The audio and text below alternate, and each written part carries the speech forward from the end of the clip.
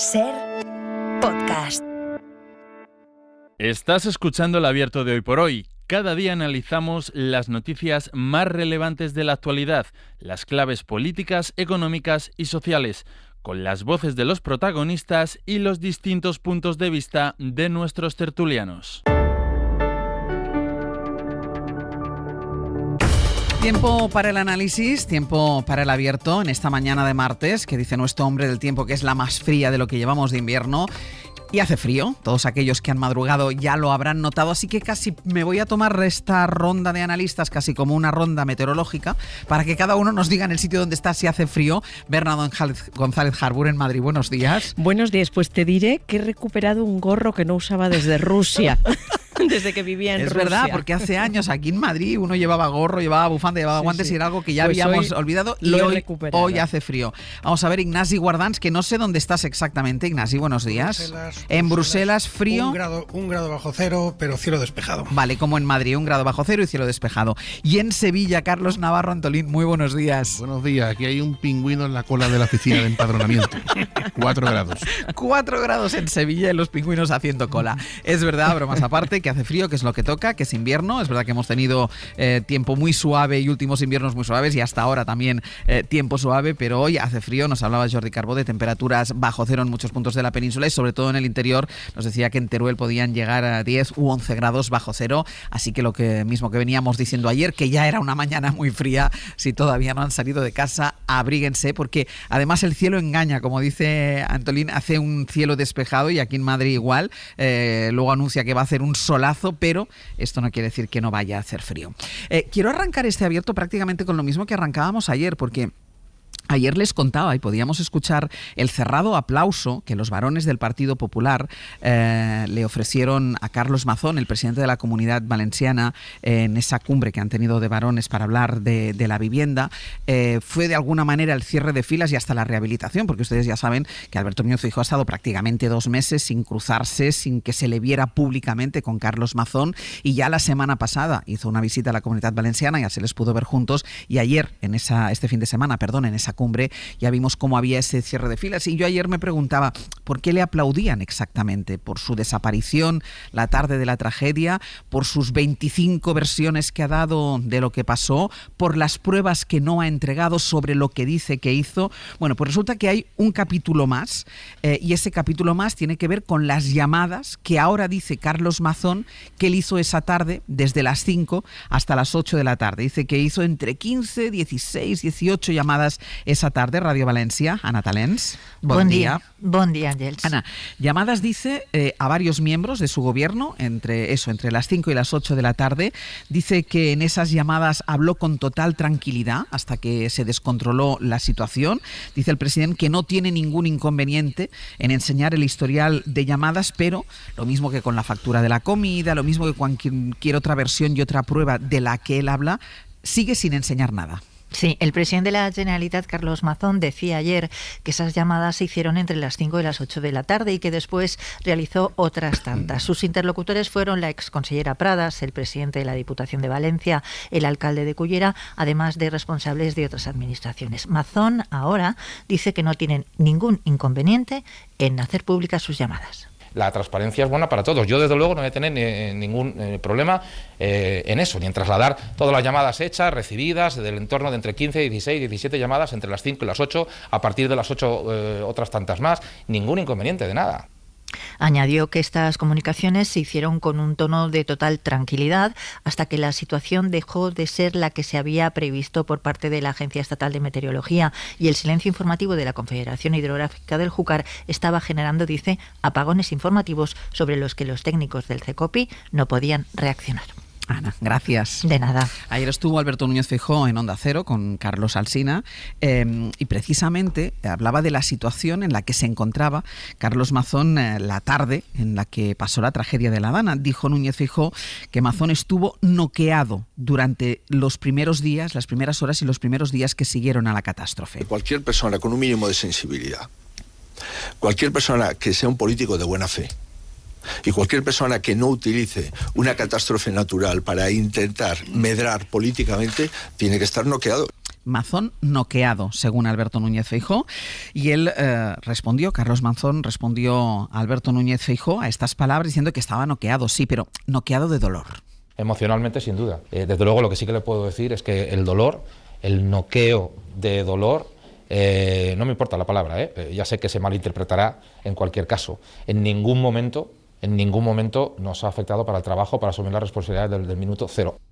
Bueno, no queda o no, ahora dice Carlos Mazón en una nueva versión que esa tarde hizo entre 15 y 18 llamadas, pero sin mostrar las pruebas de esas llamadas que hizo, insisto, como tampoco ha querido entregar todavía la factura de esa comida y como tampoco ha querido ni él ni la Generalitat entregar algo que pidió Compromís en les Corts Valencianas, que era, por ejemplo, los trayectos que hizo el coche del presidente de la Generalitat esa tarde. Y claro, yo hay una cosa que no entiendo, Guardans, si desde la tarde de la tragedia se está cuestionando lo que hizo Carlos Mazón esa tarde, si se pone en duda dónde estuvo, si se cuestiona si hizo o no llamadas. Hombre, si tú aseguras que hiciste entre 15 y 18, ¿qué problema tienes en enseñar las pruebas y la relación de esas llamadas? Bueno, es todo muy difícil de explicar, ¿no? Y creo que si tú decías ¿a qué aplauden? Yo creo que se aplauden a sí mismos, ¿eh? O sea, es un tema que tiene más que ver con la terapia de grupo que con la política, ¿no? Es una sensación de autoprotección y que efectivamente Mazón es su flanco débil y o lo protegen o les abre una vía de agua. Ya les ha abierto en parte con Vox, porque es evidente que la acción de Mazón pues ha levantado votos hacia Vox y por tanto lo tienen que proteger porque se están protegiendo a sí mismos. O sea que en ese sentido el aplauso está explicado. Y a partir de ahí el propio Mazón pues va sacando conejos de la chistera, ¿no? Y esta idea de que de repente pues hizo un montón de llamadas que nadie sabe a quién. Sabemos algunas que había dicho, recordar, ¿no? Sí. Esta misma, vosotros mismos, aquí la redacción se ocupó en el caso de algunos alcaldes a los que decía que había llamado. Por ejemplo, claro, sí. Recuerdo que algunas ya no eran verdad. Entonces ahora, pues nuevo trabajo, eso sí, no va a faltar trabajo a las redacciones, nuevo trabajo para la prensa para intentar identificar quiénes son los 15 destinatarios de esas llamadas y qué es lo que recibieron. Es todo bastante esperpéntico, muy poco serio, y yo creo que los ciudadanos lo tienen muy claro. El único que no lo tiene claro es Feijóo, pero los ciudadanos, especialmente los ciudadanos de la Comunidad Valenciana de Valencia, que son los que le dieron la legitimidad a Mazón y los que en este momento, en su inmensa mayoría, yo creo que incluso muchos también por parte del Partido Popular, están muy hartos de tener el responsable que tienen. Claro, no aguantan más este tipo de explicaciones, pero vamos a seguir con eso porque desgraciadamente la acción de Mazón por decirlo así, ocurre en un contexto de política nacional. Si todo esto de Mazón estuviera ocurriendo en una situación normal en España, en el que el resto de la política española pues tuviera un debate de derecha e izquierda sobre políticas, etcétera, pero no la personalización antisanchista, etcétera, Mazón ya hubiera caído. Lo que ocurre es que la alternativa a Mazón es una victoria del sanchismo, en terminología de ellos, ¿no? Y eso, claro, eso es lo que refuerza su resistencia, ¿no? Y tiene todo hasta un punto surrealista, lo recordábamos ayer en la tertulia, en el abierto de ayer, claro, que ahora el Partido Popular y Feijóo cierre filas en torno a Mazón cuando Feijóo acusa al presidente Sánchez de no haber decretado el estado de alarma para quitar del mando a Mazón, entiendo que por su incompetencia. Entonces, claro, es como todo surrealista. Es totalmente surrealista. Este hombre ha estado tan noqueado, como dice Feijóo, que ha tardado 75 días en contarnos que ha llamado a 15 personas en esa tarde. Es decir, pero bueno, esta nueva versión, ¿a qué viene? Precisamente a que su presidente le ha dicho que estaba noqueado. Es absolutamente incomprensible. La comida, cómo se prolongó, la factura de la comida, dónde estuvo hasta las 7, más de las 7:30 de la tarde que compareció en el organismo de emergencias. Efectivamente, vamos a ver, Mazón es un apestado político hoy. No puede salir a la calle y no puede hacerse fotos ni estar con sus ciudadanos sin que le griten, sin que le insulten, sin que se manifiesten contra él. Feijóo lo sabe. Mazón no es un hombre de Feijóo, le aceptó pues porque no le dio tiempo a cambiarlo, pero es una herencia de Casado. Y ahora, bueno, pues cierra filas con esa sensación de, bueno, no vamos a ofrecer al enemigo más flancos débiles de los que ya tenemos, que son grandes, porque los tienen con el gobierno, que es quien gobierna, que es todo el frente de la izquierda, pero los tienen con la ultraderecha, que efectivamente se ha beneficiado de toda esa inacción, de toda esa inoperancia, de las las ineficacias del sistema que se demostraron también con la falta de coordinación entre Madrid y Valencia y que han dado una catapulta para Vox. Entonces, bueno, la situación es muy nociva, venenosa, porque incide a partir de una emergencia climática y de una emergencia humanitaria en esa polarización que nos va a desangrar. Carlos.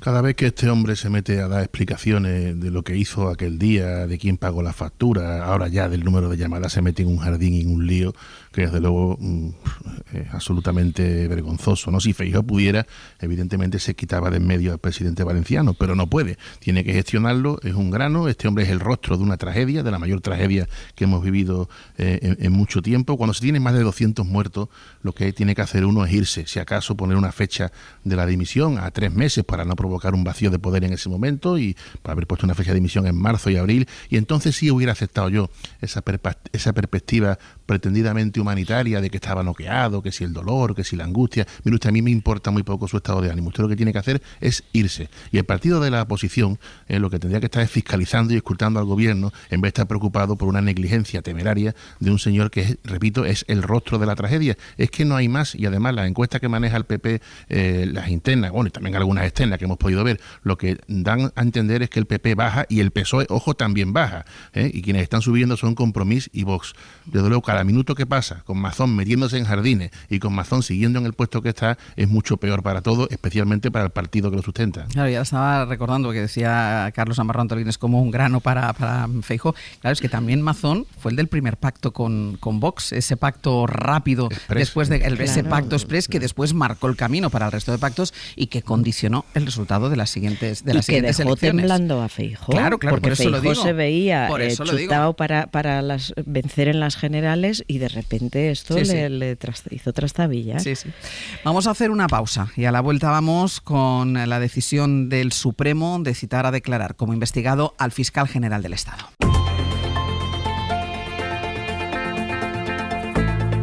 El Abierto. Ser podcast. El Supremo citó ayer como investigado al fiscal general del Estado, Álvaro García Ortiz, también al a la fiscal superior de Madrid y al teniente fiscal Diego Villafañe, de la Secretaría Técnica de la Fiscalía. Se apoya para esta citación, para citarles a declarar, se apoya el juez del Supremo en los informes de la UCO y así mantiene, a partir de estos informes, el juez mantiene que hay indicios de que los investigados pudieron revelar el correo, el famoso correo de la pareja de Isabel Díaz Ayuso. Recordemos ese correo que desmentía el bulo lanzado con otra filtración por parte del jefe de gabinete de la presidenta de la Comunidad de Madrid, Miguel Ángel Rodríguez. Pedro Jiménez, buenos días. ¿Qué tal, Ángeles? Buenos días. Sostiene el magistrado que el correo que desmentía el bulo que lanzó Miguel Ángel Rodríguez salió de la Fiscalía y salió de la Fiscalía, dice el juez, en dirección a Moncloa para después publicarse en los medios de comunicación. La declaración de Álvaro García Ortiz está prevista para el próximo 29 de enero. A partir de ahí, ¿qué se puede esperar? Pues mira, Ángeles, la verdad es que la resolución de ayer del juez de Ángel Hurtado es muy importante, en primer lugar, porque el magistrado del Supremo echa por tierra en un solo párrafo el testimonio de los periodistas, que con obligación de decir verdad aseguraron que tuvieron el correo del novio de Ayuso, reconociendo sus delitos fiscales antes de que llegara al fiscal general. Ángel Hurtado considera que sus palabras no aportan datos objetivos, no explica por qué, pero esta es su conclusión. Él asume la tesis de las acusaciones, esa filtración salió del Ministerio Público, en concreto dice que fue un plan concertado, una dinámica delictiva entre el fiscal general, la fiscal de Madrid y el segundo de la Secretaría Técnica de la Fiscalía, que se suma a la lista de imputados. Todos tienen que declarar a partir del 29 de enero como investigados. ¿Cuáles son los siguientes pasos? Pues mira, este jueves declaran la fiscal superior de la Comunidad de Madrid, Almudena Lastra, y el fiscal que investiga a Alberto González Amador por esos delitos fiscales, Julián Salto. Los dos declararon en el Tribunal de Justicia de Madrid, pero ahora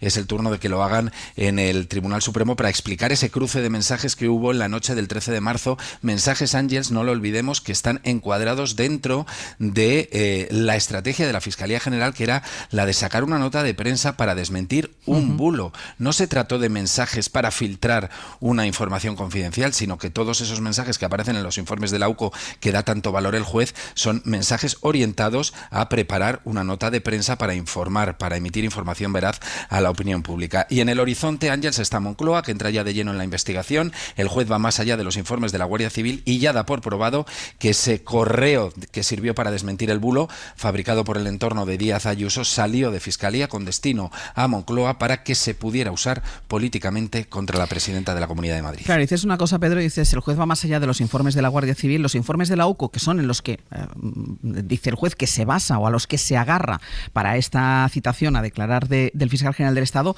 no aportan ningún tipo de pruebas de que el correo pues saliera, en primer lugar, que saliera del fiscal general del Estado y fuera hacia Moncloa. No solo eso, o sea, no hay ninguna prueba de que el correo electrónico, que es el objeto de esta investigación, que ha ido mutando, porque la primera parte, el primer objeto de esta investigación era la nota de prensa de la Fiscalía. Como la nota de prensa de la Fiscalía se quedaba coja, hemos pasado a tratar de averiguar quién filtró un correo electrónico que sirvió para desmentir un bulo, pero que contenía información confidencial que nunca debería de haber sido divulgada. No hay pruebas de que ese correo electrónico saliera de Álvaro García Ortiz. No hay pruebas de que ese correo electrónico saliera de Pilar Rodríguez, que es otra de las investigadas. No hay prueba tampoco de que saliera de Diego Villafañe, el segundo de la Secretaría Técnica. Y, por supuesto, tampoco hay pruebas de que saliera de Fiscalía a Moncloa. La UCO no afirma eso. La UCO hace deducciones, hace conclusiones y dice que en Moncloa manejaban el contenido de ese correo electrónico, pero claro, lo que no dicen es que manejan el contenido de ese correo electrónico después de que lo adelantara la cadena SER, y otros medios después de la cadena SER se sumarán a publicar el contenido de ese correo electrónico. Y luego hay otra cosa, dices, despacha en un párrafo escueto la declaración de algunos periodistas, en este caso de Miguel Ángel Campos de la cadena SER y de José Precedo del diario.es, porque dice que no aportan datos objetivos. Recordemos que son los dos periodistas que le contaron al juez, en calidad de testigos obligados a decir verdad, que ellos habían visto ese correo antes de la hora en la que teóricamente lo recibe el fiscal general del Estado. Es decir, en el caso de Miguel Ángel Campos había visto ese correo alrededor de las 4, 3:30, 4 de la tarde, y José Precedo declaró que lo había visto días anteriores a la publicación de la información. Dice que no aporta datos objetivos, pero en cambio no dice nada de las declaraciones que se habían producido el día antes en la que declaró Miguel Ángel Rodríguez y otros periodistas también. Bueno, sí, lo utiliza todos esos interrogatorios, esa batería de interrogatorios que se produjeron en 2 días, Ángels, sí se queda el juez con lo que le interesa quedarse. Claro. Y ahora te explico por qué. Porque es cierto que los testigos que declaran en esos días a petición del fiscal general son testigos a petición del fiscal general, pero dejan de serlo en el momento en el que el juez acuerda esa testifical. Es decir, la testifical de José Precedo y de Miguel Ángel Campos deja de ser la testifical de Álvaro García Ortiz en el momento en el que el juez la acepta, porque si la acepta el juez considera que es pertinente, útil y necesaria para la causa, no para el fiscal general, sino para la causa. ¿Qué ocurre? Que ese testimonio choca con la tesis de las acusaciones. En primer lugar, porque ponen negro sobre blanco que tenían el correo electrónico antes de que lo tuviera el fiscal general del Estado, lo que choca con la tesis de las acusaciones. Sin embargo, Ángels, te decía, el juez sí que se queda con algunos aspectos, porque en este auto ya desliza que, aunque la investigación se circunscribe a los días entre el 8 de marzo y el 14 de marzo, ahora el juez, que ya lo había pedido una de las acusaciones populares y él lo rechazó, ahora el juez no descarta claramente ampliar esos días que se investigan y, por lo tanto, consultar los dispositivos electrónicos intervenidos más allá de los días entre el 8 y el 14 de marzo. Recordemos, dispositivos electrónicos tanto de la Fiscal Provincial de Madrid como del Fiscal General del Estado. ¿Y por qué ahora no lo descarta? En base a la declaración de uno de los testigos, José Precedo, declara que tiene ese correo electrónico 6 días antes de que lo publicara. Por lo tanto, eso ya nos lleva más allá antes del día 8 de marzo. Y ahora el juez, en un párrafo, dice: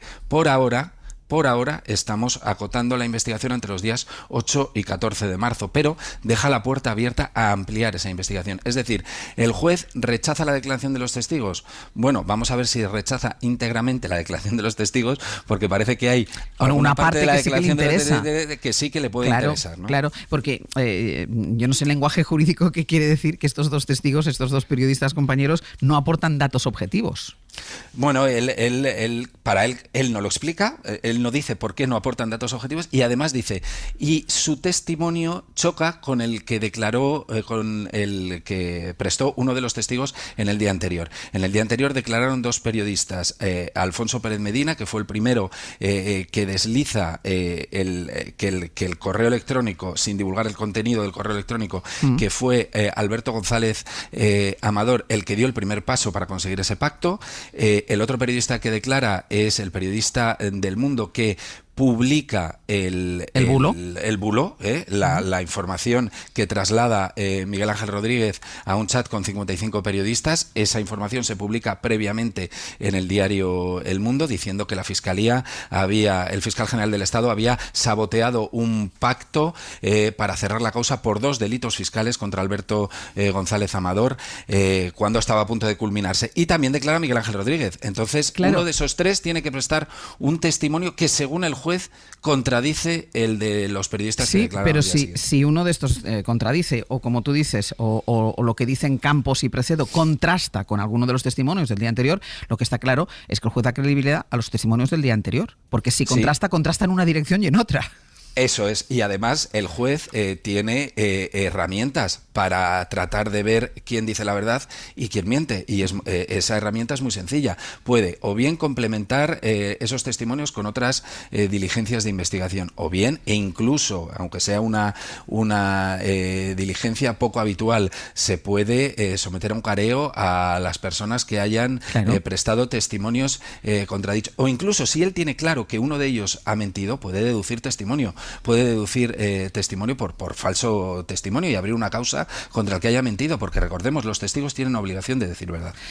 Pues Pedro, muchísimas gracias. A vosotros. El ministro le preguntaron ayer al gobierno, le preguntaron también a la oposición, ya pueden imaginar pues la hipérbole otra vez del Partido Popular con toda esta cuestión, pero le preguntaron al gobierno por esa citación a declarar del fiscal general del Estado, le preguntaron concretamente al ministro del Interior, que también es juez, a Fernando Grande Marlaska, y él insiste en lo que viene diciendo el gobierno, que todo esto es una persecución organizada contra la Fiscalía, que lo que estaba haciendo era desmentir una mentira, intentaba desmentir un bulo. Yo diré que no comparto, porque entiendo que desde la Fiscalía General del Estado lo único que se hizo es contestar, en su caso, a un bulo, a una noticia absolutamente errónea. No creo, y voy a ser muy breve, que haya existido ninguna revelación de ningún secreto. Y luego está la reacción de Miguel Ángel Rodríguez, del jefe de gabinete de Ayuso, que fue quien dio origen, quien empieza con la propagación del bulo sobre los correos entre la Fiscalía y la pareja de Isabel Díaz Ayuso, Alberto González Amador. Fue Rodríguez de quien salió la mentira de que la Fiscalía había ofrecido un pacto al novio de Ayuso cuando esto fue al revés. Él declaró, y lo estábamos hablando ahora con Pedro Jiménez, Rodríguez declaró la semana pasada en el Supremo precisamente por este tema, y se ha dedicado, ya saben, en los últimos meses a vaticinar investigaciones, a adelantar investigaciones e imputaciones con sus famosos pa'lante. Bueno, en las últimas horas ha vuelto a tuitear acerca de este tema, remetiendo contra el fiscal, y les leo la literalidad del tuit del jefe de gabinete de la presidenta de la Comunidad de Madrid.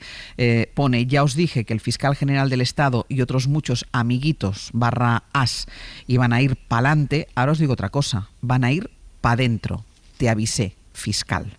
Esto es lo que dice Miguel Ángel Rodríguez. Y claro, cuando uno escucha el relato de todo y ahora las explicaciones y los detalles que nos estaba dando Pedro Jiménez, Bernarda, un poco la sensación como que el juez tenía ya la estrategia diseñada y ante unas declaraciones como son las de los compañeros periodistas, obligados, insistimos, a decir verdad, que desmontan la teoría horaria del momento en el que recibe la filtración y hay la filtración del fiscal general del Estado, son declaraciones que no sirven para nada.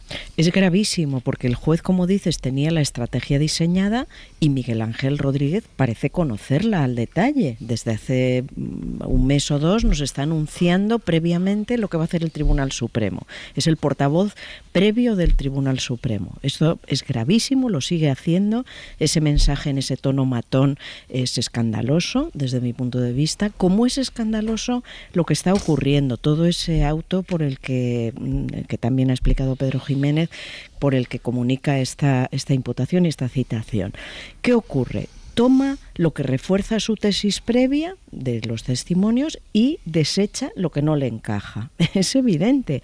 ¿Y qué está haciendo también? Está ignorando esa primera filtración de Miguel Ángel Rodríguez, porque tenemos que recordar siempre que es Miguel Ángel Rodríguez el primero que filtra alguno de esos datos personales al mentir sobre esa oferta que le estaba haciendo el fiscal y que había sido desdeñada desde arriba, y ignora el conocimiento previo que tuvieron los compañeros Miguel Ángel Campos, que aquí lo explico también y precedo, de ese email.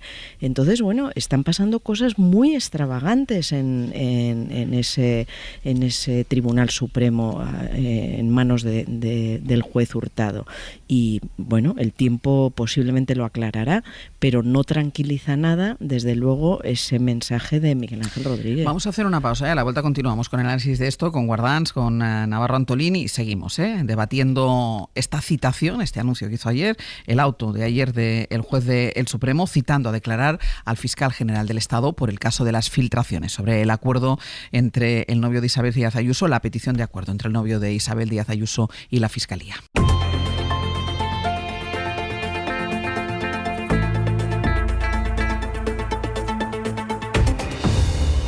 En el abierto, Berna González Harbour, Ignasi Guardans y Carlos Navarro Antolín. Seguimos con el análisis sobre la citación al fiscal general del Estado para que declare el día 29 de enero por la filtración del correo sobre la petición de acuerdo por parte del novio de la presidenta de la Comunidad de Madrid, todo para desmentir el bulo, insistimos, que lanzó Miguel Ángel Rodríguez.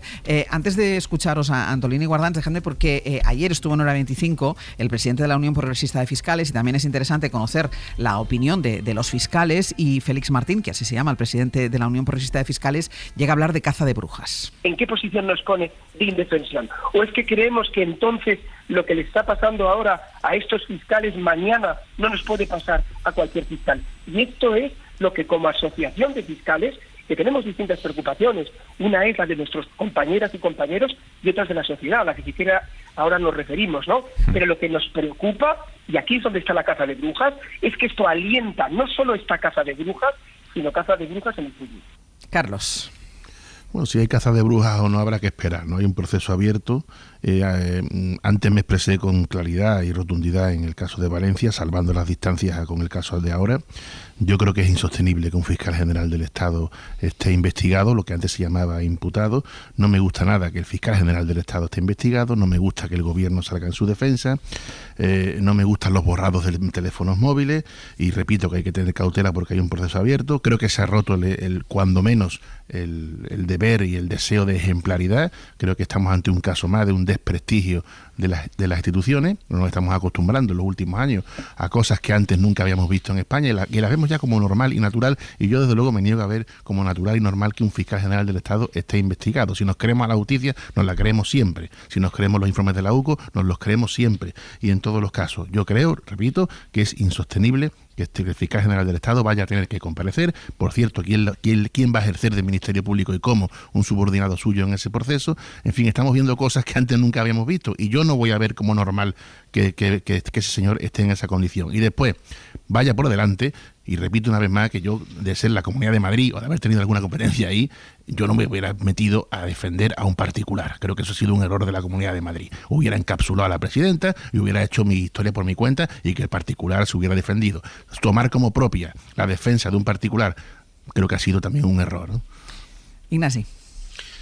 Bueno, hay una palabra que estamos utilizando mucho y que he querido buscar al diccionario a ver si estamos abusando de ella, que es persona, cosa o situación grotesca o estrafalaria. Eso es un esperpento, ¿eh? Persona, cosa o situación grotesca o estrafalaria. Y efectivamente creo que estamos ante un nuevo esperpento. Todo lo que está ocurriendo con el fiscal general es esperpéntico. Estoy de acuerdo con Carlos en que no debería estar ahí ahora. O sea, que independientemente de que tenga razón, de que no tenga razón, de que esto sea un abuso, de que sea caza de brujas, todo eso yo lo puedo compartir en parte, sí creo que no debería estar ahí. Creo que desde el principio en que esto se planteó, pues tendría que haber abandonado su cargo. O sea, no tiene ningún sentido acostumbrarse a ver situaciones como esa. Decía Carlos, y tiene razón, a un fiscal general del Estado, la máxima autoridad de la Fiscalía, pues imputado ante el Tribunal Supremo, interrogado por un subordinado, etcétera. Ya se ha dicho, y creo que eso es un error. Ahora, sobre el fondo del asunto, Bueno, pues también me parece esperpéntico. Me parece esperpéntica la actuación del juez, me parece que es la forma de argumentar, incluso si considera, por ejemplo, que los dos periodistas de esta casa no llevaban razón, pues entonces tiene que argumentarlo un poquito más. Tiene que argumentarlo un poquito más porque lo que está en juego ya no es solo la situación procesal directa del fiscal general del Estado, sino que él sabe perfectamente que está en juego la institución, que está en juego algo que tiene que ver con las instituciones, con la paz pública, si lo puedo decir así, ¿no? Y por tanto, que lo despache diciendo, bueno, no tiene objetividad, me fío más de la UCO que de estos, me fío más, es muy poco serio. Es muy poco serio y a mí personalmente no me convence, pero lo de menos es que me convence a mí o a otros españoles o a otros juristas que podamos estar leyendo esto. Objetivamente el juez tendría que curarse mucho más en salud, tendría que argumentar muchísimo más para saber por qué le está dando la razón a unos y no a otros, por qué está aceptando unas pruebas y no otras, por qué el teléfono móvil del fiscal general sí tiene todo el interés, pero el teléfono móvil de Miguel Ángel Rodríguez no lo tiene. Todo eso hay que explicarlo y tiene la obligación de explicarlo. Hasta ahí puedo llegar. Decir que me parece un abuso lo que hace, bueno, lo puedo pensar en mi foro privado, pero no deja de ser un instructor y hay que respetar lo que hace. Pero sí se le puede exigir, con todas las letras, que justifique y se explique muchísimo mejor, porque efectivamente el aspecto que tiene todo este procedimiento es nefasto. Y es nefasto para el propio Tribunal Supremo. Aquí quien está siendo perjudicado no es solo la Fiscalía General, es el propio Tribunal Supremo. Y no tenemos nada por encima. El propio Tribunal Supremo está quedando mal, si podemos decirlo así, porque esta instrucción no es seria, porque esta instrucción no se explica bien, porque esa instrucción tiene visos, tiene apariencia de ser absolutamente parcial.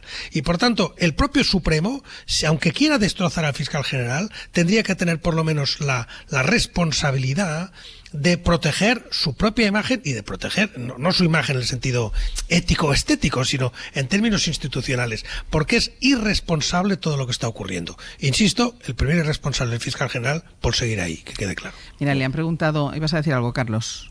No. Bueno, espera, voy contigo, Berna, sí. Pero es que le han preguntado a Isabel Díaz Ayuso hace unos momentos por esa citación, por ese auto del juez del Supremo para la citación del fiscal general del Estado, y esta ha sido su respuesta. Se ha utilizado esta instancia, esta institución, para dinamitar el Estado de Derecho, para vulnerar los derechos de un ciudadano, lo más grave, para poner en peligro al Estado de Derecho de todos los españoles. Y por este motivo, el fiscal general del Estado y la cuadrilla de Fortuny deberían dimitir porque son un peligro para el Estado de Derecho. Y del mismo modo, el presidente del Gobierno debería dimitir porque es un peligro para España. Y esto, salvando las distancias, porque no hay nada que ver ni entre presidentes, esto es un Watergate, la utilización de los poderes del Estado contra un rival político por parte de un presidente que es un auténtico peligro para todos. Atención, esto es un Watergate, dice la presidenta de la Comunidad de Madrid. Por aclararlo, la cuadrilla de Fortuny es donde está, la calle Fortuny es donde está la Fiscalía General del Estado, y por eso se refiere a la cuadrilla de Fortuny la presidenta de la Comunidad de Madrid. Bueno, esto hablamos de cosas estrafalarias y extravagantes y de esperpentos, y este es otro, y es el principal, porque no nos olvidemos que aquí estamos hablando de un señor, pareja de la presidenta Ayuso, cuyo abogado reconoce que ha cometido 2 delitos. No diré que él es un delincuente confeso, porque por si acaso, porque te puede demandar la querella, si pero su abogado sí ha dicho que ha cometido 2 delitos fiscales y ha buscado un acuerdo con la Fiscalía. Entonces, la vulneración del Estado de Derecho viene de su propia pareja, que ha cometido, supuestamente según su abogado, esos delitos. A partir de ahí, ¿qué ha ocurrido? Ha ocurrido que con el dinero de los madrileños, con los impuestos públicos, con los impuestos de las personas, el dinero público, el señor jefe de gabinete de la presidenta ha lanzado unos bulos y ha divulgado información sobre ese señor que después la Fiscalía General del Estado ha salido a desmentir. Y es esta parte en la que se fija el juez para imputar al señor Fiscal General del Estado. Yo no sé, Carlos, es discutible si debe dimitir o no. Es discutible. Yo no quiero entrar ahí. Porque creo que hay cosas mucho más graves que están ocurriendo. La primera es esa, recordar por qué empezó todo. O sea, el Watergate es el señor González Amador. Ese es el Watergate. Y los negocios del señor González Amador cómo han crecido desde que es pareja de la presidenta Ayuso. Ese es el posible Watergate. Ya sabemos lo que ocurre con los Watergate que afectan a la presidenta Ayuso. Entonces, bueno, yo creo que Ignasi tiene razón. El problema es la imagen ahora mismo del Tribunal Supremo. ¿Qué herramientas tenemos? ¿Qué herramientas tienen los fiscales, los jueces, los periodistas? La verdad. ¿Qué herramientas tiene la verdad para abrirse paso ante una actuación así, que no lo digo yo, lo dice el presidente de la Asociación Progresista de Fiscales, como habéis recordado, yo anoche lo escuché con Aimar Bretos, que está hablando alarmado, estupefacto, escandalizado de esa caza de brujas. Yo me quedo con eso. Ya ves que me parece muy importante esto que dices, cómo se abre paso a la verdad. O sea, el origen de todo es un bulo, es el combate de un bulo. ¿Cómo conseguimos que se abra paso a la verdad si la declaración de dos periodistas que hacen su trabajo de investigación, además es que estuvo aquí Miguel Ángel Campos y contó exactamente cuál es el trabajo no se puede de un ventilar con una frase. Claro, no se puede, es una vergüenza ventilar eso con una frase. ¿Cómo es el trabajo de los periodistas que contrastan la información, que buscan diferentes fuentes? ¿Cómo puedes decir que eso no sirve de nada porque no hay datos objetivos? Entonces, es desesperante. Claro, o sea, la palabra es desesperante. ¿Cómo hacemos que se abra paso la verdad? ¿Qué herramientas tenemos para que se abra paso la verdad? Carlos. No, la verdad es hija del tiempo, hay que esperar, como dije antes, ¿no? Si hay caza de brujas o hay Watergate, o el lenguaje inflamado y de rifirrafe político y de resfría, que todos entendemos, ¿no? Pero eso hay que separarlo muy, muy bien de que una cosa es el caso de supuesto fraude o confesado, como se diga, de un señor particular, otra cosa es la estrategia política de un jefe de gabinete, de una presidenta de una comunidad autónoma, que hace muchos años que lo conocemos, y otra cosa muy distinta, no equiparable, es nada más y nada menos que un fiscal general del Estado. No son equiparables en ningún caso, y entiendo, creo que son casos muy distintos. Una cosa es la posible conducta, actitud de un fiscal general del Estado que ahora mismo el hecho probado es que está investigado, lo que antes, repito, se llamaba imputado, y eso no es sostenible. Después podemos analizar la capacidad de enredo, el chaco, los 35 periodistas, el horario de los emails, de los correos electrónicos, pero si aceptamos el sistema y el proceso, que insisto, con todas sus garantías, tenemos al fiscal general del Estado imputado, y eso no es sostenible, Ignacio, no es sostenible. Es que no es sostenible. Si nos acostumbramos a ver eso como una normalidad, y por supuesto yo no voy a cuestionar a los jueces del Supremo, no lo voy a hacer, no me atrevo. Ignasi. No, yo entiendo que segmentes las cosas, porque además para eso estamos, y el diálogo serio necesita segmentar. O sea que estoy de acuerdo, pero vamos a segmentar. Yo sí meto en el mismo cajón la actuación del fiscal general del Estado y la del instructor que le está persiguiendo. O sea, esos dos sí tienen el mismo nivel, tienen la misma responsabilidad y tienen la misma obligación de ser serios porque están jugando con instituciones del Estado al mismo nivel. Y por tanto, el fiscal general del Estado, lo he dicho y lo vuelvo a decir, debería haber dimitido desde el momento que alguien le investiga.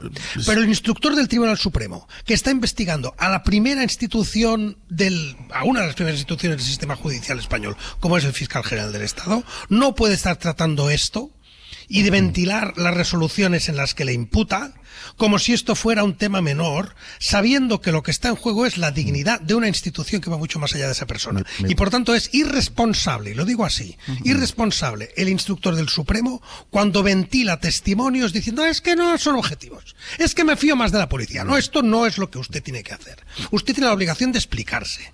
Usted está manchando, ya hoy, está manchando a la Fiscalía General del Estado.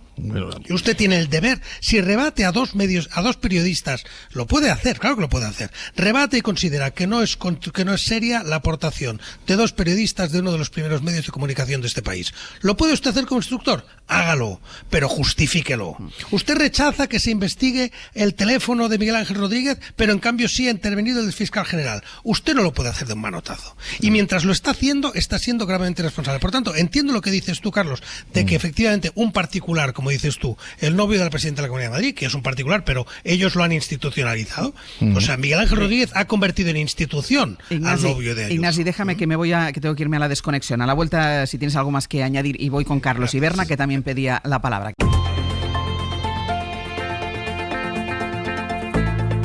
El Abierto. Ser podcast.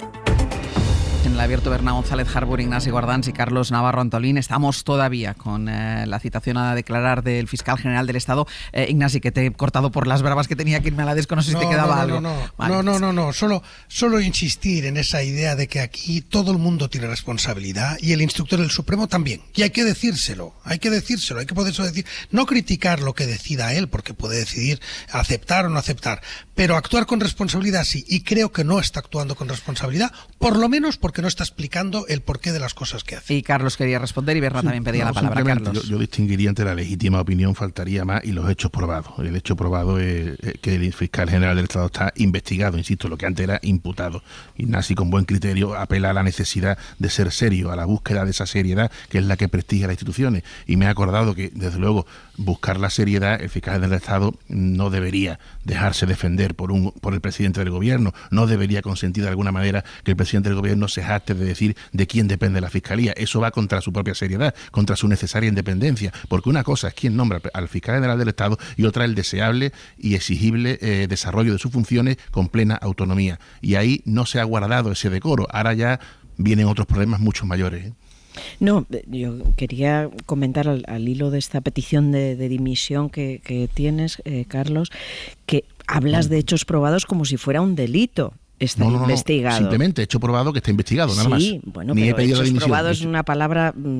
Es un hecho probado, ¿no? Está investigado, ¿no? Sí, pero nada bueno, más. Hechos probados es como si fuera un condenado, delito. Cuidado, no. Lo que quiero subrayar es que lo que nosotros podemos hacer es elegir dónde ponemos la mirada. O sea, yo no rechazo que tuviera que dimitir, no, simplemente no quiero debatir sobre ello, porque creo que la mirada debe ponerse hoy donde está lo más grave, y lo más grave está en cómo este juez ha ignorado testimonios importantísimos que aportan datos importantísimos que cambian la versión inicial para imputar a este señor y a la fiscal jefa de Madrid y al teniente fiscal, etcétera, etcétera, y ha desechado lo que no le interesaba para su tesis. Entonces, esto es muy evidente y es escalofriante.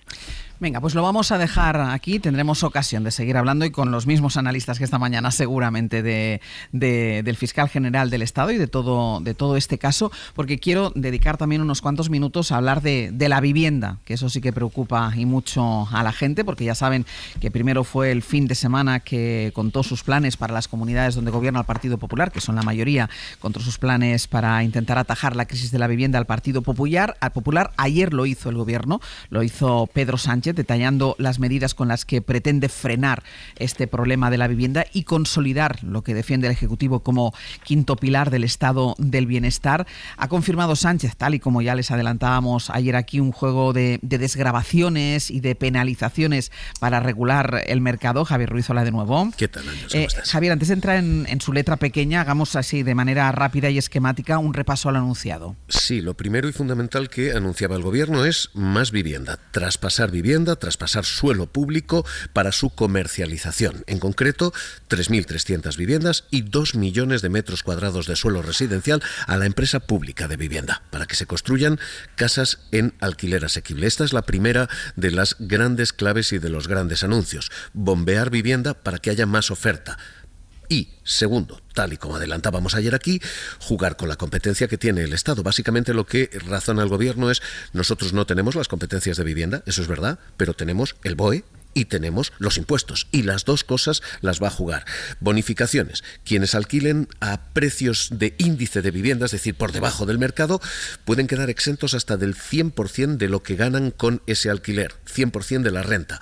Esas son las bonificaciones. Penalizaciones: los Airbnbs van a ser más caros, más impuestos para hacerlos menos rentables, y los extranjeros no residentes que intenten comprar aquí van a pagar el doble de impuestos. La subida es del 100%, dice el gobierno. Estos son los grandes titulares, pero hay letra pequeña detrás, y esa letra pequeña sugiere algo en primer lugar, y es que todas estas medidas se pueden dilatar y mucho, además. Sí, y este es el problema. Probablemente estamos en la buena dirección y probablemente no en el buen ritmo. No vamos todo lo deprisa que debiéramos, porque la primera letra es esa. La primera pequeña letra es política.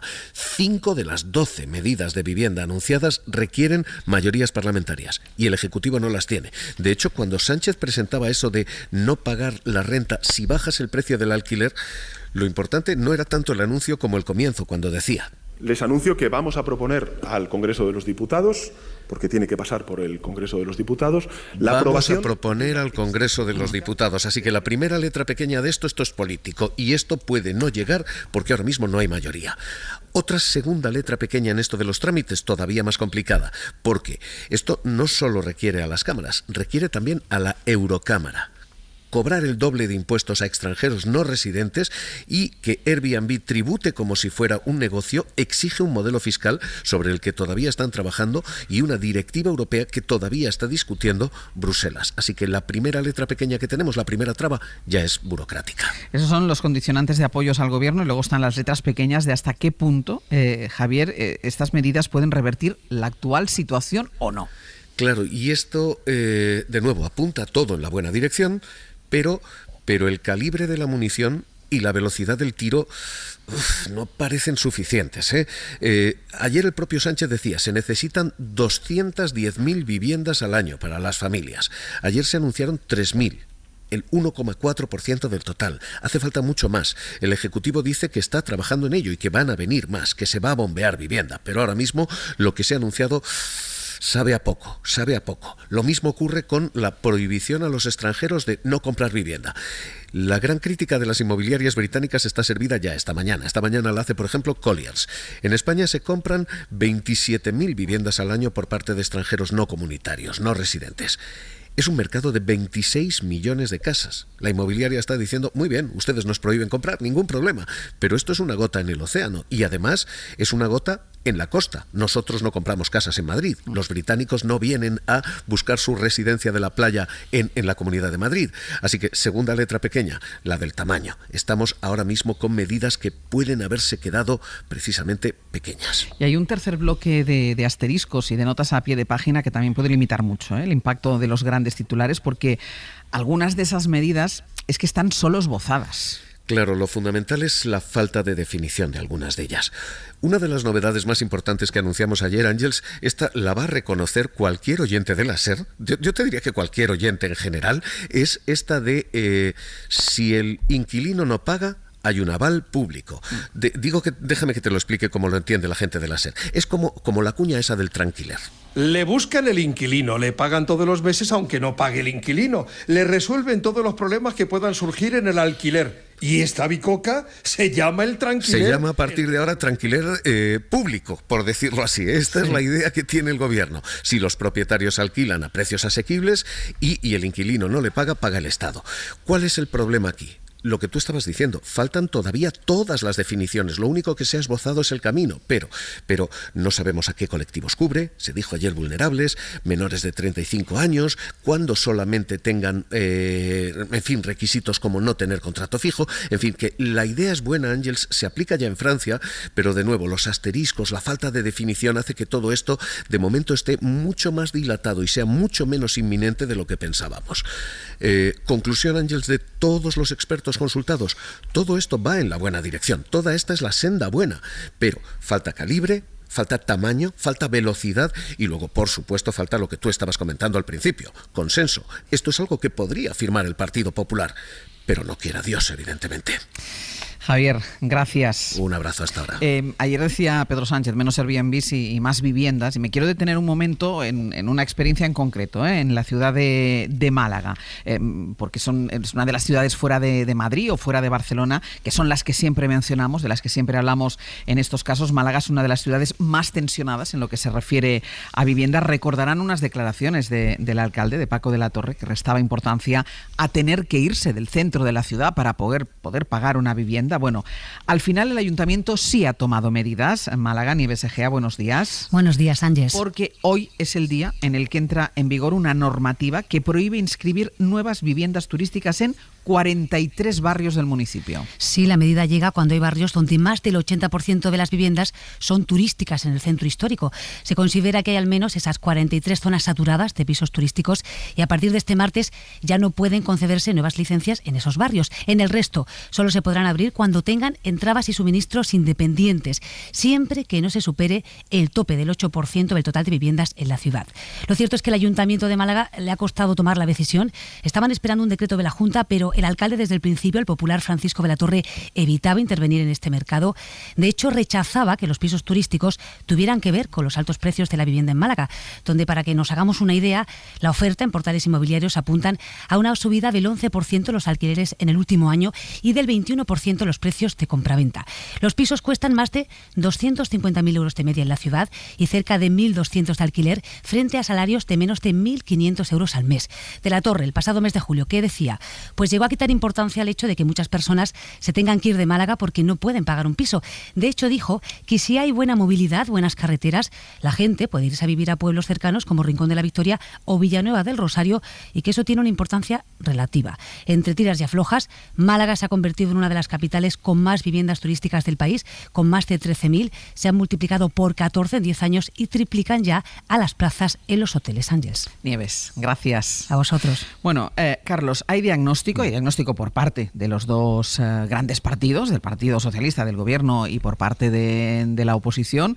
Hay medidas que contraponen dos modelos. Hay posibilidad de puntos de acuerdo, y ayer lo contábamos y ahora lo recordaba también Javier Ruiz, pero primero, que algunas de las medidas anunciadas son a largo plazo, que algunas son insuficientes y sobre todo que no hay ese acuerdo. Recordemos que ya hay una ley de vivienda que no se implementa, que no entra en vigor en las comunidades gobernadas por el Partido Popular. Recordemos que hay 3 administraciones involucradas en la gestión de la vivienda, la Administración Central, la Autonómica y la Municipal, y no parece que sin acuerdo vaya a ser posible una solución al problema de la vivienda, Carlos. Es que la vivienda debería ser un tema objeto de un pacto de Estado. Debería serlo, como las pensiones, como la sanidad, como la violencia de género. Debería serlo. La parte positiva, que los dos grandes partidos han situado el tema en la agenda. Un problema real de la sociedad española. Esa es la parte positiva. La parte negativa, que yo no veo la coordinación imprescindible de las 3 administraciones en este asunto. Los ayuntamientos que tienen que liberar el suelo, las comunidades autónomas que tienen las políticas de vivienda y articulación del territorio, y por supuesto el gobierno central con todas sus competencias. Por eso es necesario un pacto de Estado. Después, ¿qué ocurre? Las apuestas por la vivienda pública generan titulares muy buenos, muy bonitos, muy atractivos. Sabemos que la vivienda pública, como mínimo, son 5 años, como mínimo, porque arrastra una burocracia tremenda. Pero bueno, como no queremos ser pájaros de mal agüero, yo me conformo con que, tal como está la política y el ambiente en este país, ya los dos grandes partidos hayan situado en la agenda este problema real. Pero situar una agenda no soluciona, Carlos. No, pero vamos, es un comienzo. Bueno, sí. Pues digo, vamos a ser positivos, ¿no? Sí, bueno. pero ojalá el hablar de esto sirviera para acordar sobre esto, que al final es lo que necesita la gente. Ignacio. Bueno, ahí es donde quizá Ángeles tienen un papel los medios, ¿no? Que es no comprarle la moto a ninguno de los dos. O sea, que no, claro. O sea, eso está bien dicho, sí. Claro, impedir que ninguno de los dos imponga su relato. Porque esto no va solo de una especie de partido de fútbol entre la derecha y la izquierda, del intervencionismo total, comunista, etcétera, a una especie de volver al aznarismo, ¿no? Yo no creo que el PP esté volviendo al aznarismo, y creo que es falso decir que está intentando aplicar exactamente todas las soluciones que ya se aplicaron y fracasaron. Algunas suenan así, en el ámbito de suelo y en el ámbito de ayudas a la compra, que afectan solo al precio, pero creo que en conjunto no es verdad o no es justo decir que el PP está intentando simplemente reproducir modelos anteriores y ayudar solo a los grandes inversores, grande capital. Pero obviamente tampoco es verdad pretender decir que lo que defiende en este momento, lo que ha puesto a la mesa el gobierno, pues es un intervencionismo antiliberal, etcétera, ¿no? Todo esto en un término medio es un cóctel. Esto solo saldrá si es un cóctel de distintas medidas, de distinto tono, entre otras cosas porque tienen que intervenir distintas administraciones. Claro. Nadie da lo que no tiene, nadie puede dar lo que no tiene, y el gobierno está intentando dar lo que no tiene, porque está intentando actuar en competencias que no tiene. Y eso corresponde a los medios decírselo a los oyentes y a los ciudadanos. Es decir, oiga, alguna de las cosas que ha puesto usted sobre la mesa no las puede hacer. hacer. Y luego análisis como el que hacía Javier Ruiz, etcétera. Yo no sé si lo de Tranquiler es marca registrada, no lo sé, habrá que estudiarlo, pero vamos, como lo habéis usado, yo lo vuelvo a usar. O sea, me parece una de las fórmulas interesantes puesto en la mesa, la exención de la fiscalidad, todo eso me parece bien. Lo que ocurre es que hay que tener mucho cuidado, insisto, personas, no es por echarle un piropo a Javier Ruiz, sino también ese tipo de análisis sereno es el que hace falta aquí, salir del trabuconazo, no sé cómo decirlo, de las perdigonadas. O sea, aquí hay que hilar mucho más fino. Yo creo que se está usando demasiadas veces en este tema de la vivienda y de las medidas, se toma la parte por el todo. Se actúa con brocha gorda o se habla con brocha gorda, ¿eh? Se mezcla lo que es la residencia en el centro de Madrid con lo que es las viviendas, la inversión en la Costa del Sol. Se habla de medidas que afectan a un porcentaje ínfimo de viviendas solo porque como quien tienen detrás son grandísimas empresas, pues son las más vistosas. En lugar de hablar, y creo que lo hablabais ayer o antes de ayer en este mismo espacio, del papel que tienen los pequeños propietarios y de la importancia de implicar en esto a los pequeños propietarios, y no digo dejar de hablar de los Blackstones y de los grandes inversores, pero el eje fundamental en este tema, con muchísima más importancia que los Blackstones y que las Socimis, son los pequeños propietarios, son las clases medias, y eso es donde ellos son los que se tienen que implicar. Y por tanto, no a la brocha gorda, no a la especie de discurso anticapitalista, las frases bonitas, menos Airbnb, más vivienda. Está muy bien, de acuerdo, pues perfectamente vamos a decirlo, pero Airbnb es una empresa legítima en la que hay que ponerle límites, hay que incrementarle su fiscalidad, me parece también muy bien, pero tampoco se trata de cargarse eso, que no deja de ser fuente de ingresos para mucha gente, y que no solo eso, compensa una escasez hotelera en muchos sitios, por poner un ejemplo. Y no solo escasez, Guardán, si el precio de los hoteles. Sí, exactamente, el precio de los hoteles, y en ciudades, y el Mobile World Congress, yo, sabes, vivo fuera de España, por tanto yo utilizo Airbnb con muchísima frecuencia cuando voy a España, por supuesto lo utilizo, y en algunos casos tengo la sensación de que aquello es un abuso, y en otros casos, pues vivo como un no residente que viaja a España para reuniones y para actividades profesionales, ¿no? Es decir, no me gusta esta especie de discurso de no al Airbnb, no al inversor extranjero, no a las grandes sociedades, ignorando que todo eso, pues muy bien, puede llenar el espíritu de algunos, puede agitar el debate, pero no arregla la situación. La situación tiene que ver con esas grandes empresas, en algunos casos en parte sí, pero en mucha medida tiene que ver con un problema estructural y con propietarios de clases medias que no sacan sus viviendas al alquiler, que no se sienten seguros, que no tienen incentivos para alquilar, etcétera, para poner en alquiler, etcétera. Y luego, por supuesto, hay algo que sale de vez en cuando y cada vez que lo veo digo, por supuesto que sí, que es impedir que las viviendas de protección oficial vuelvan al mercado libre. Eso me parece esencial, y esa sí que es una medida donde, puestos a empezar el pacto por algún sitio, empecémonos por ahí. Lo que es vivienda de protección oficial no debe volver nunca al mercado libre. Sí, lo que pasa es que reconoceremos que eso quizá es la medida que más va a tardar en dar resultado, es decir, que estamos hablando de 15, 20 años, a partir de que se levanten, a partir de que se levanten esas casas que ni siquiera están construidas, o sea que está estupendo el espíritu de esa medida, pero es de larguísimo plazo. Las demás, y en general, bueno, la música es estupenda, claro que sí, hay cosas estupendas en ambas propuestas, tanto la del PSOE como la del PP. Yo no soy optimista porque el PSOE lleva gobernando, si no me equivoco, 6 años y ha gobernado hasta 2023 en muchas comunidades autónomas y ayuntamientos que estamos diciendo, es que el gobierno no puede porque las comunidades y los ayuntamientos tienen las competencias. Sí, pero es que ha estado gobernando ahí y gobierna también en algunas de ellas.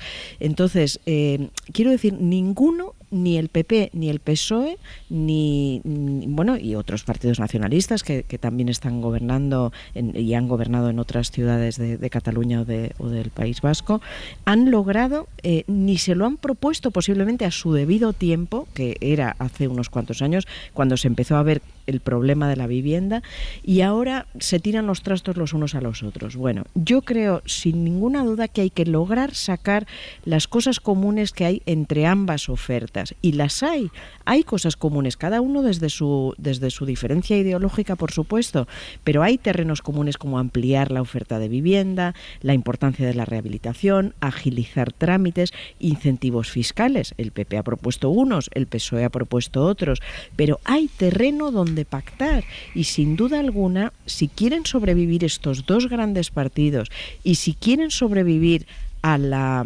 presión antiautonomista que viene por parte de Vox, deben ponerse de acuerdo porque es un asunto de país, de Estado, de generaciones nuevas que no logran una vivienda. Y bueno, no esperar a que nos muramos los que podemos dejarles en herencia las nuestras, porque aquí hay 20, 30 años en las que esto tiene que estar solucionado ya. Yo creo que antes del acuerdo incluso hay una dinámica que yo creo que hay que romper ya de una vez por todas en este país, que es el no a lo que dice el contrario. Claro. Hay una ley de vivienda que declara zonas tensionadas, que en Barcelona, por ejemplo, se aplica, y es verdad que hay el problema de los contratos temporales, bueno, que tiene muchas aristas, pero que sí se ha notado cómo han disminuido los precios de los alquileres, con los peros y la letra pequeña que también le queramos poner. Hay una ley de vivienda a la que no se acogen, a la que no quieren implementar las comunidades gobernadas por el Partido Popular, por el mero hecho de que es una ley de vivienda que sale de un gobierno progresista, del gobierno Partido Socialista, en coalición con Sumar. Yo me conformaría con que antes de llegar a ese gran acuerdo, antes de decir no a una ley que promueve o a una iniciativa que promueve el partido de enfrente, como mínimo la valoren. Yo creo que es Ojalá, una... pero si claro, ni siquiera hay consenso dentro del gobierno. Totalmente. Sí, Podemos y Sumar, Podemos no estar en el gobierno, pero digamos es ese bloque. Ni siquiera están completamente de acuerdo con estas exenciones fiscales que propone Pedro Sánchez, como para que el PNV y Junts estén de acuerdo también. Sí. Es decir, estamos en una situación de ingobernabilidad que se les va a llevar a todos por delante, porque la gente necesita respuestas, y no cuando nos muramos, insisto, y les dejemos en herencia nuestro piso. Necesitan respuestas ahora. Pues voy a terminar, si os parece, nos quedan todavía unos minutitos, pero quiero seguir poniendo el acento en algo que puede pasar en las próximas horas, que es ese alto el fuego que parece inminente entre Israel y Hamás, y recordemos que esto pasaría en los últimos compases de la presidencia de Joe Biden. El lunes que viene es la toma de posesión de Donald Trump como nuevo presidente de los Estados Unidos, y ayer Joe Biden en el despacho Oval, como es tradición en los presidentes salientes de los Estados Unidos, ofreció un discurso de salida para evaluar la política exterior de un mandat. Es el balance de su legado. Corresponsal en Washington, Sara Canals, buenos días. Buenos días, Àngels. Intenta Biden en ese trecho final recalcar algunas de las virtudes de su gobierno y cerrar también algunos asuntos pendientes. De hecho, podemos estar, insisto, en las horas previas, ojalá, a ese alto el fuego en Gaza, y en esa reivindicación. ¿Qué mensaje le lanzó Donald Trump sobre la herencia a Donald Trump? ¿Qué mensaje le lanzó Biden a Trump sobre la herencia que deja? Pues ha sido un discurso donde hemos visto a un Joe Biden satisfecho y sobre todo convencido de que le deja a Donald Trump una América mucho más fuerte y más poderosa que la que él heredó hace 4 años. Compared to 4 years ago, America is stronger. Our alliances are stronger. Con alianzas más fuertes, enemigos más débiles y muy bien posicionada para seguir compitiendo con China. Y aquí ha destacado, por ejemplo, la industria de semiconductores y la inteligencia artificial. Dice que se va con una OTAN más comprometida, más cooperación en el Indo-Pacífico y un frente unido de 50 países a favor de Ucrania. Ha recordado incluso su viaje sorpresa a Kiev en plena guerra.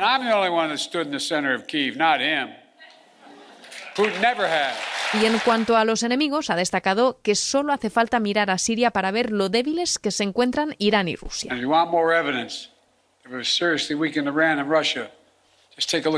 Un discurso en el que no ha habido mea culpa sobre la retirada de tropas en Afganistán, su talón de Aquiles. Dice que la historia le va a dar la razón.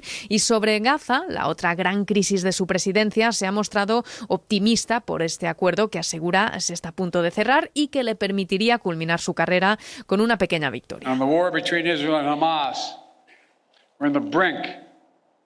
Un Biden que se va, eso sí, insistiendo en que Donald Trump tiene ahora el reto de mantener el liderazgo del país en el mundo. No ha destacado sus amistades con dictadores ni sus ambiciones expansionistas, pero no ha podido evitar criticar que haya miembros de su futuro gabinete que nieguen el cambio climático. They don't even believe climate change is real. I think they come from a different century. They're wrong. They are dead wrong. Ha dicho que están muy equivocados y que la crisis climática es una de las peores a las que se enfrenta el mundo. Sara, gracias. A vosotros. Le queda la esperanza, Ignasi, que en estos últimos compases del mandato de Biden pueda llegar ese alto el fuego entre Israel y Hamás, de manera que pudiera cerrar el mandato al menos con eso, con un freno a las matanzas. Sí, vamos a ver, porque sí, ojalá llegue, pero será un parche a una situación, difícilmente el alto el fuego será algo de largo plazo, ¿no? Me parece muy relevante lo que está ocurriendo en esa zona en el Líbano, no tenemos tiempo de desarrollarlo, pero por ponerlo sobre la mesa, ahí sí me parece más de largo plazo el cambio que está ocurriendo en Líbano, pero sobre el alto el fuego, por supuesto, bienvenido. Pero ahí la política de Biden ha sido un fracaso, ¿no? O sea, este balance final de la política exterior de Biden pues tiene luces y sombras, ¿no? Claramente en el caso de Ucrania, pues sí, creo que ha hecho lo que debía hacer y se ha comprometido como debía y ha tenido un gran papel, pero en todo lo que se refiere a Oriente Medio su papel es pésimo, es muy débil, como lo fue Obama, ¿eh? O sea, aparte de la situación en Siria también se debe a negligencias de Obama. Yo soy muy fan de Obama en muchas cosas, pero no en política exterior. Tampoco Biden en África ha hecho nada, más que nada, no hay nada que decir porque es que no ha hecho nada, o sea, lo ha ignorado. Obama intentó hacer alguna cosa ahí, empezó, lo ha despreciado y ha dejado ahí un espacio que está ocupando Rusia y que Rusia se está reforzando en África de una manera enorme y por tanto efectivamente no digamos ya lo de Afganistán, que una cosa era que tenía que terminar la presencia de Estados Unidos ahí tal como era, pero ese abandono como se hizo fue un desastre total.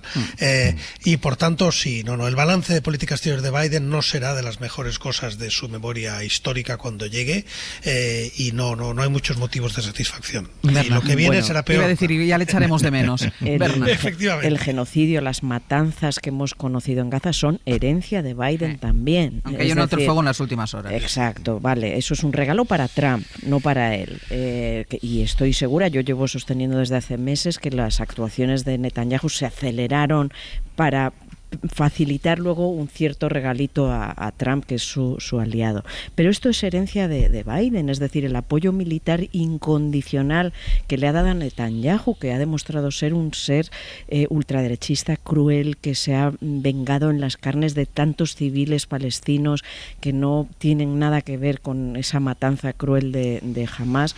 Es algo que la historia juzgará, porque todavía en el presente no se está juzgando bien, y Biden deja esa herencia. Y luego decir que Putin está más débil, pues no es verdad, en parte porque sigue logrando vender petróleo y gas, en parte porque China es tan fuerte y ha crecido su fortaleza también durante la presidencia de Biden, y eso hace que haya menguado el imperio, digamos, el papel de Estados Unidos en el mundo. Carlos, y cerramos. El presidente Biden se podía haber ahorrado este balance, porque en política exterior, efectivamente, ni un solo sonoro éxito. Lo de Afganistán lo recuerdo de forma lamentable, cómo se dejó tirada aquella población, especialmente a las mujeres. Sí. Y yo creo que de hecho de esa política exterior tan nefasta, desgraciadamente, de ahí viene que el botarate que nos viene ahora ya haya empezado a hacer esos estrambotes y esos anuncios de Canadá, del Canal de Panamá, de Groenlandia, porque sabe que hay un flanco que ha habido durante varios años muy débil. Hoy por hoy noticias. Ser podcast.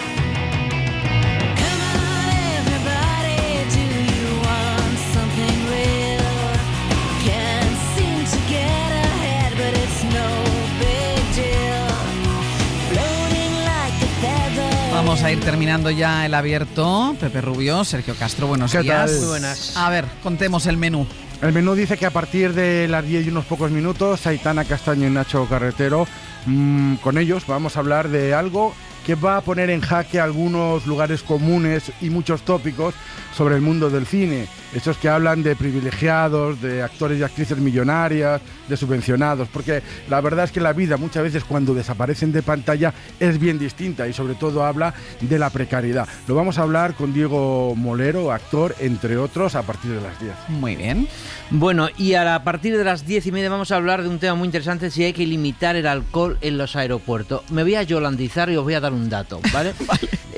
En menos de 10 años, de 2016 a 2024 se ha duplicado el número de incidencias en los aeropuertos y en los pasajes con el tema del alcohol. Por pasajeros que han bebido. Exacto, hemos pasado de 700 incidentes en 2016 a más de 1.500 en los aeropuertos españoles en 2024, y en los británicos están aún peor. Entonces el problema ya es muy serio, lo ha planteado ya la aerolínea Ryanair y ha lanzado este debate, y es si hay que limitar el consumo de alcohol en los aeropuertos, si hay que hacer controles incluso de alcoholemia a pasajeros antes de embarcar, es decir, para controlar, porque claro, estos pasajeros que beben en el aeropuerto después se suben al avión y la lían. Y muchos siguen bebiendo en el avión también. Y otros siguen bebiendo en el avión. Un tema, Vamos a hablar a partir de las 10:30 entre otros con Javier Ruiz. Muy bien. ¿Qué más? No en calidad de pasajero que sube al avión bebido, sino en calidad de experto. Exacto, de esto. Exacto, experto de los datos. Vale. Bueno, nos metemos después en un jardín con Eduardo Bar. Vamos a hablar de los árboles de nuestras calles. ¿Cómo se llaman? Queremos que nos llamen al 900, 100, 800 y en este caso no consulta en general, sino que nos hablen de los árboles que hay en sus calles. Vale. Si los conocen, saben cómo se llaman, de qué país vienen, todos los datos que tengan sobre esos árboles que le dan sombra a su acera. Venga, 900, 100, 800, el teléfono de Barba. Y en 15 minutos de fama me cuenta Brian Pérez Claudio, que es el alter ego de Martín Bianchi, que vamos a tratar algunos temas como vamos a revisitar la despedida de Leonor al embarcar en el Juan Sebastián Elcano durante 6 meses, las vacaciones de Ángels. Y después la reaparición de Genoveva Casanova como participante en un talent show, que también tiene lo suyo. ¿Sí? Qué bien. ¿Sabes de quién estás hablando? No. Es que me lo estaba imaginando. No, creo que sí, que estaba que era jinete. ¿Cómo que era jinete? Su pareja anterior, ¿no? ¿Con quién estaba? Sí. Cayetano. Montaba a caballo. A mí no me preguntes. Pero a la pregunta de, ¿sabes? Dice, sí, yo creo que era jinete su pareja anterior. Sí, o sea, ¿no era? Sí, era jinete, era Cayetano. Había caballos. Me dice Brian que sí. Que sí había caballos. ¿El árbol cómo se llama? Todo esto hasta las 12:20 de la mañana, si lo conseguimos. Berna González Harbour, Ignasi Guardans, Carlos Navarro Antolín. Hasta la semana que viene, abrigaos. Adiós. Para no perderte ningún episodio, síguenos en la aplicación o la web de la SER, Podium Podcast o tu plataforma de audio favorita.